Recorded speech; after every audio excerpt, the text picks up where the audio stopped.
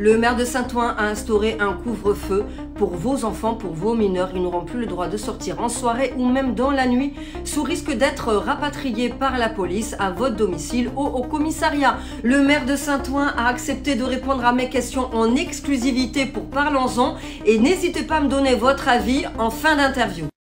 Merci beaucoup, monsieur le maire, de m'accorder cette interview en exclusivité. Merci à vous, madame. Merci pour votre temps. Alors, je voulais revenir justement sur ce que vous avez instauré dans votre ville, qui est la ville de Saint-Ouen, qui est le couvre-feu. Je voulais vous demander si déjà vous étiez le précurseur de cette démarche. Si oui ou non, pourquoi cette démarche?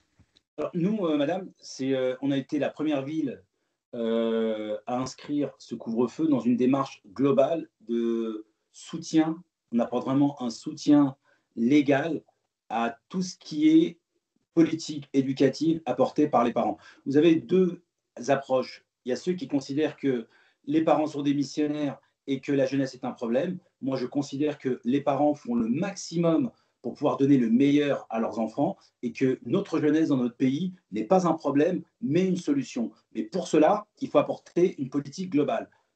Politique au niveau culturel, politique au niveau social, politique au niveau éducatif, politique au niveau de la qualité du logement, qualité de l'embellissement. C'est ce que j'appelle démocratiser l'espérance, l'espoir partagé, l'espérance partagée. Et, chère madame, il ne faut pas qu'il y ait une rupture avec tout ce qu'on fait tout au long de l'année et ce qu'on fait durant l'été. C'est la raison pour laquelle ce couvre-feu n'était pas en réaction, mais c'était un soutien au regard de l'exigence portée par les parents. Et comme vous l'avez parfaitement exprimé, 100% des parents, et c'est la raison pour laquelle cette décision fait l'unanimité, nous disent c'est très bien, parce que nous, ce qu'on veut, c'est que nos enfants aient un véritable projet éducatif, social tout au long de la journée. C'est la raison pour laquelle je suis la seule ville de France à avoir ouvert les maisons de jeunes jusqu'à 23 heures. Mais après 23 heures, c'est normal que les enfants soient rentrés à la maison comme le demandent les parents. Donc, ce n'est pas en réaction à des chiffres qui ont augmenté de façon très alarmante par rapport à la délinquance, je dis bien avec beaucoup de bienveillance, parce qu'il faut penser à nos jeunes quand même, à la délinquance des mineurs. Ce n'est pas une réponse à cela? Vous avez complètement raison, ce n'est pas du tout une réponse à cela. Moi, la réponse, dès que je suis devenu maire, ma réponse, c'était quelle politique je donne pour toute une nouvelle génération. Toute la génération qui a eu entre 10 et 16 ans entre 2014 et 2020, dans ma ville, elle a été pénalisée d'un manque de politique publique, manque de culture, manque d'éducation, manque de moyens aussi en termes de stage. Vous voyez, par exemple, moi, tout de suite, ce que j'ai fait, alors je termine ce qui a été fait avant, manque de moyens donnés aux associations. Et pour pouvoir donner des perspectives à nos jeunes, il faut une véritable politique qui s'inscrive sur le long terme. Qu'est-ce que j'ai fait concrètement? Rénovation des logements. 80% des inégalités, c'est la source, c'est le logement. Embellissement, démocratiser l'excellence, ça signifie leur donner des stages de qualité, investir dans des écoles neuves. J'ai ouvert 3 écoles, 16 millions en termes d'investissement.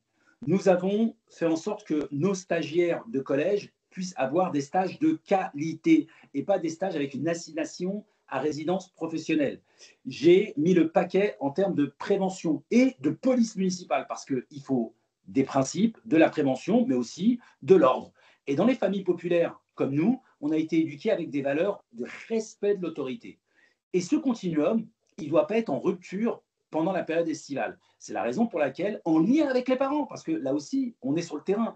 Quand vous discutez avec les parents, les mamans, les papas, les grands-mamans, les oncles, ils vous disent, après 23h30, monsieur le maire, aidez-nous pour nous accompagner dans notre processus éducatif. J'ai juste apporté un cadre légal au cadre éducatif que tous les parents donnent.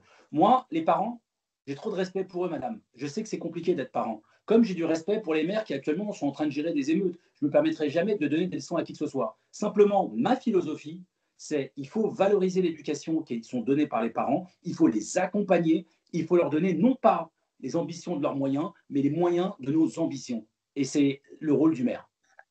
Au niveau des commentaires que j'ai pu voir sur les différents réseaux sociaux, des médias dans lesquels vous avez témoigné, j'ai moi-même parlé de sujets sur mes réseaux personnels qui sont mes propres médias indépendants. Une des J'ai premiers, eu ça. vous avez été courageuse et je vous en remercie. Avec grand plaisir parce que j'aime beaucoup cette démarche et je voulais qu'on en parle pour mes abonnés qui sont essentiellement des parents. Et justement, certains des commentaires, et j'aimerais bien qu'on puisse y répondre, que vous puissiez y répondre, disent, sans méchanceté aucune, que en fait, ça serait peut-être quand même le rôle des parents que de tenir leurs enfants au domicile. Vous pouvez répondre quoi à cela? Alors, moi, ce que je répondrais, madame, à ceux qui disent cela, c'est compliqué d'être parent.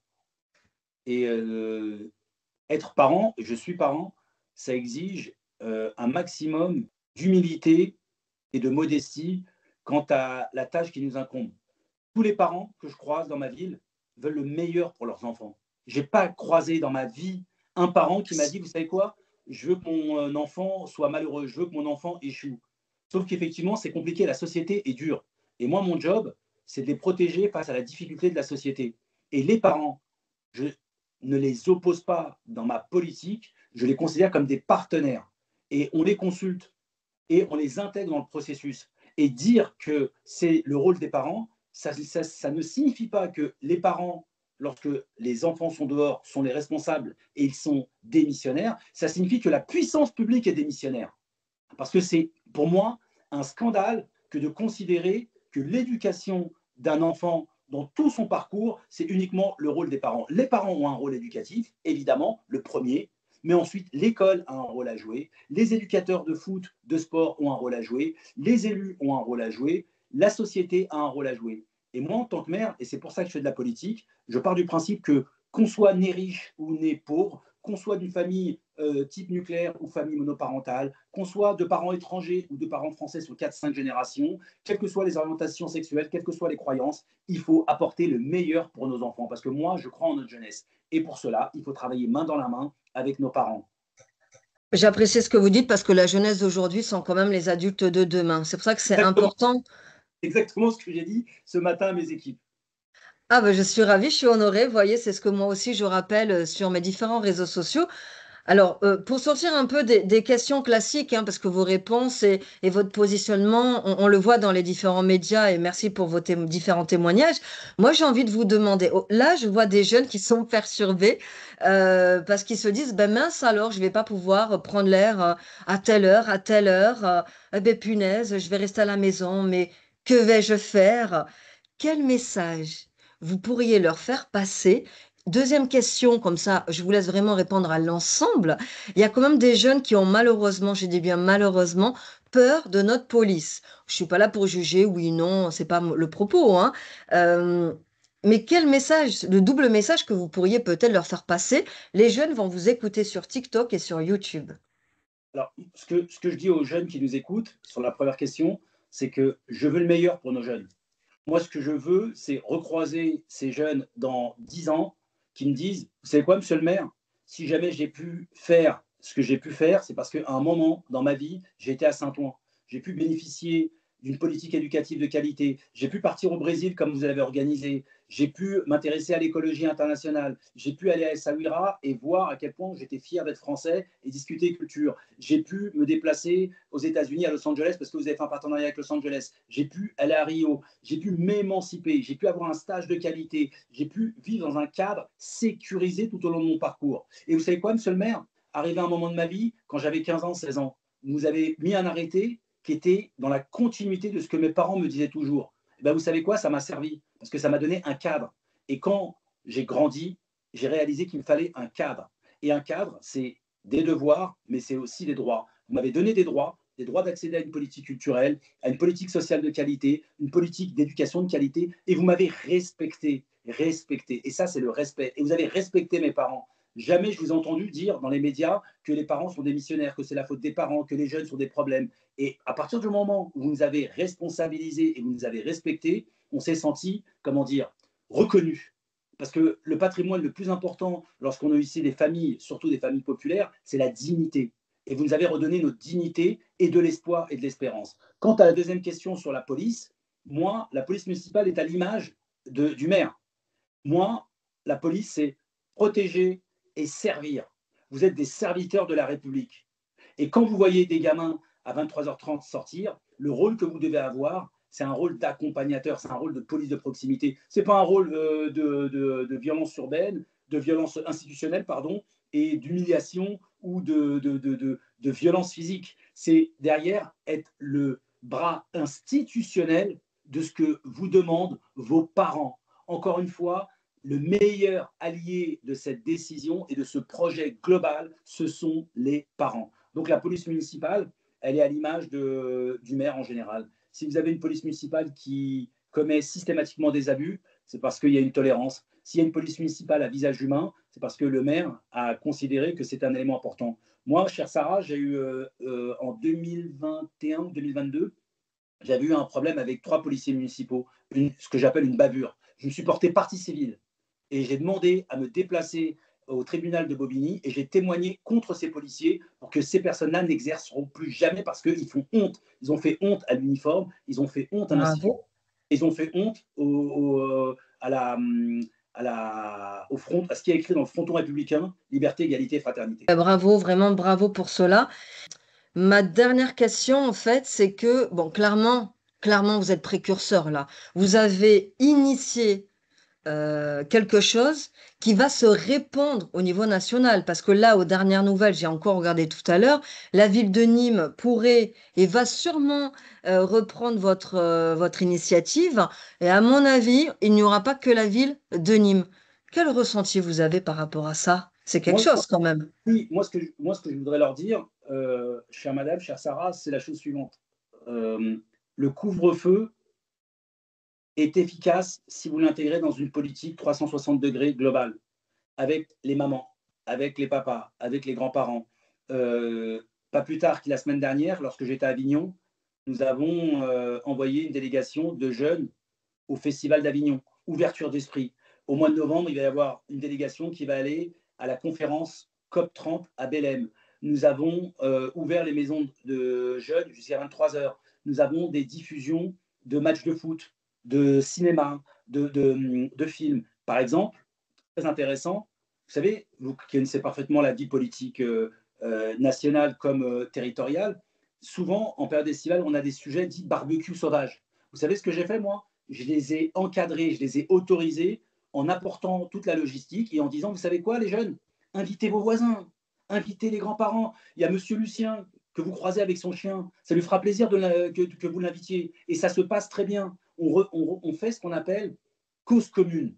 Cause commune. Moi, quand je vois vos vidéos, je vois, on fait cause commune. Et c'est ce qui manque actuellement dans ce pays. C'est les jeunes, pour moi, comme nos parents, comme nos grands-parents, quand je parle de devoir de mémoire, c'est de faire le lien, c'est de faire cause commune. C'est pas de monter les uns contre les autres. On va pas monter Sarah contre Chloé, contre Samy, contre un tel, les communautés les unes contre les autres. On est une seule communauté, on est la communauté France, avec nos histoires, nos tropismes, nos différences, qui fait que nous sommes unis, un et indivisibles. C'est ce qui fait la force de la République. Écoutez, bravo et merci beaucoup pour ces messages d'avenir et de paix parce que je pense qu'il est important de rappeler aux gens que 1 plus 1 plus 1 plus 1, ça fait nous tous et qu'il serait temps à un moment donné d'aller dans cette direction. Et moi, à titre personnel, normalement, je ne le fais pas vu mon statut de journaliste, mais je tenais à vous remercier parce que depuis le temps que je parle avec les parents, que j'interviens dans les écoles, que j'interviens dans les villes, je tiens à vous le dire et je vais le laisser dans ma vidéo. Pour moi, vous avez apporté la solution. C'est ce couvre-feu, pas contre les enfants, mais pour nos enfants parce qu'on les aime.